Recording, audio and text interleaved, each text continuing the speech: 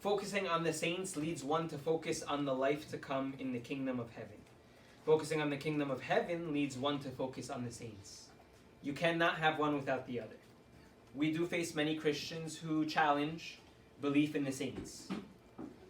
If you start from these premises, so the existence of the heavenly church and the earthly church, or the church triumphant, right, and the earthly church, however you want to think of it.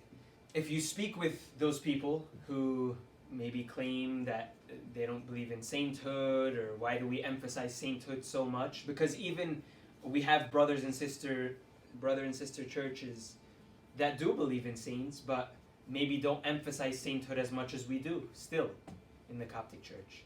What happens when a dear friend or a dear family member, a dear loved one, or a dear servant or spiritual guide passes away for one of those people? Do they believe those people are in heaven? Certainly. Right? Certainly. Very few, if any. I think all Christians believe those who live strong lives in the Lord Jesus Christ are with him. Right? And this is sainthood. Right? But this is an acknowledgement that just because somebody lived victoriously in the Lord Jesus Christ 1,000 years ago doesn't discredit them any more than my beloved one who just passed away a couple years ago and is part of the same heavenly church. You see? So what I'm trying to say in short is that everybody actually does believe in sainthood. All Christians do believe in sainthood. We're going to get to a lot of things at the end of today's lecture.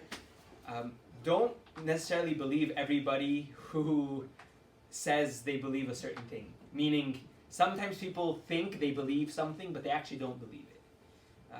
And that's some of the things that I think are important for us to expose, not for embarrassment's sake, right? It's not exposing like gotcha. It's exposing, look, you actually do believe what I believe. We actually do have many more similarities. You actually can't believe in this unless you believe in this. What is the kingdom of heaven? Empty. No, it is full of those who lived in the Lord Jesus Christ and who live in the Lord Jesus Christ. Steve, yes. Wouldn't people say then, like, it's not like we don't believe in saints, so to speak, but we don't believe in the veneration of saints? Is that something? So actually, no, they wouldn't necessarily say. Some might say veneration, but that's still the same thing. So first of all, we don't worship obviously the saints. But I still think many would say we believe in the veneration because you know, when my beloved one passes away and I have a picture of him in my wallet and I remember the way they lived and I try to live in that same way, that's veneration, right? What they will pick though is canonization. That's the real difference. Canonization is an organized process of proclaiming sainthood, but what we have to do is make sure that we are venerating the way of life and ultimately our Lord Jesus Christ. Sometimes it's mistaken to be an infatuation with a person, or sometimes believers can mistake it for infatuation with a person. And you could even understand that in the earthly realm.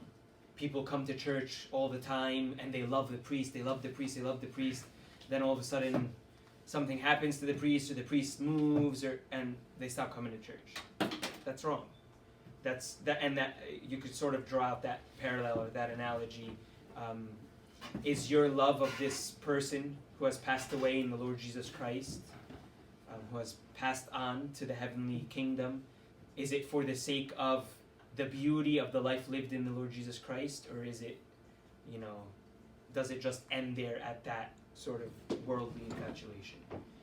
But the process of canonization it's an organized process that emphasizes, yes, indeed, this is the type of life we are saying we should live by, right? This is the type of life that we proclaim, we witness to.